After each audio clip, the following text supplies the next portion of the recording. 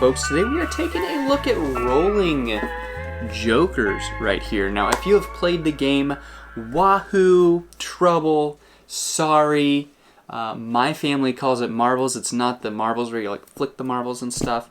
There's a lot of similarities to this game, but I am really excited about this specific one. One reason is because you can play with up to 8 players, which is wild.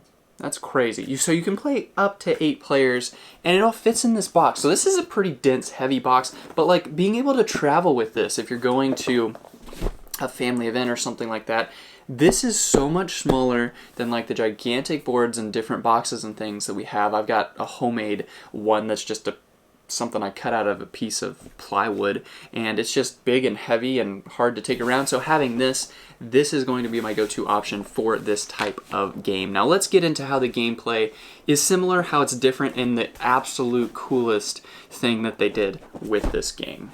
So the reason that you're able to play with so many players is because of these boards in here. So contents, we've got the instruction booklet. Feels really nice. Feels like completely waterproof actually, which is I guess just on the outside. Feels really nice. We've got 3 decks of cards in here. I don't know if they're exact decks of cards. They are definitely customized. I just don't know if they're, you know, all the suits and everything. And then we've got the 8 different colors of marbles right here. They've each got their own little bag, and then you've got this nice bag you can put it in. But then you've got the 8 boards right here of different colors. And this is just absolutely genius right here. So what you can do is you take this and you put these together like so. So I think you guys are getting where I'm coming from right here. So you can turn this into a 4-player game if you want. You just snap 4 of these together, and then you've got a 4-player game. Or you can snap 6 of these together, 5 of these together, 8 of these together.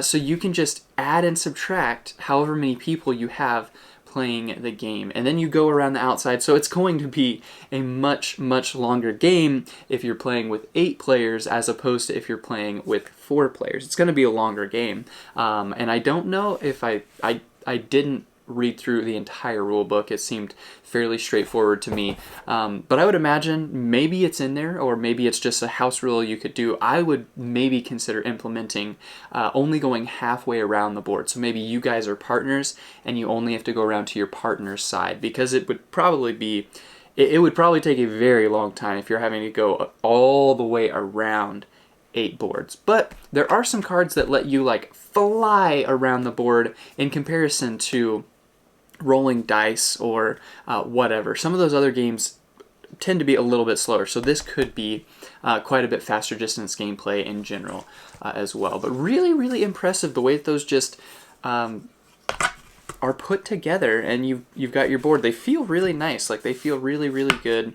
The way you put them together, all that feels great. That you have different colors that match the marbles, all of that kind of good stuff. So that's how you play like that. You have your starting portion and your ending portion, so that's going to be the exact same. You're going to come out and go around like you normally would. And then the other thing that's different a little bit here is the cards. So you're pulling cards. There's 3 of these decks. I took 2 of them out and shuffled them together just for fun here. But you got some cards like this one right here, number 8, and it's just got an arrow on it. So you just move forward 8. 2, you move forward 2. 6 right here. I think what this symbol means, oh sorry, that's a 9. I think what this symbol means is you can choose to move forward or backward 9. I think that's what that means, or maybe it means that you have to split it between two marbles. One has to go forward, one has to go back. So I could go forward 8 and back 1 for something, or something like that. So there's some that do that, some where you have to go backwards, and then there's some that give you the opportunity, like this one. All of the face cards right here, this is a jack. So all the face cards move you forward 10, but all of them also have the ability. I didn't get that. Could you try again? Maybe next time. He's been listening forever. That's hilarious. But all of these have the little house icon, which let you get out of your house. And I think maybe a 1 does the same thing, but it's really pretty simple once you figure out the symbols of what you do. So some of them you split them, and different things like that. So overall, really, really impressive, really cool. There are the jokers right here, which if you get a joker, this is crazy. This is one of those things where you can fly across the board. If you get a joker, you get to go and take out any other person's marble. So it's classic. When you land on someone else's marble, they go home.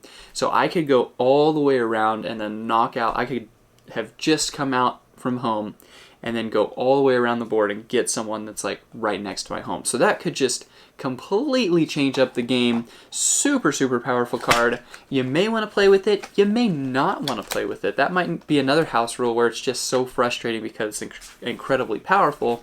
So it just depends on the group you're with. Maybe you just change it into a 10. Maybe you say, you know, the closest marble to you. I don't know.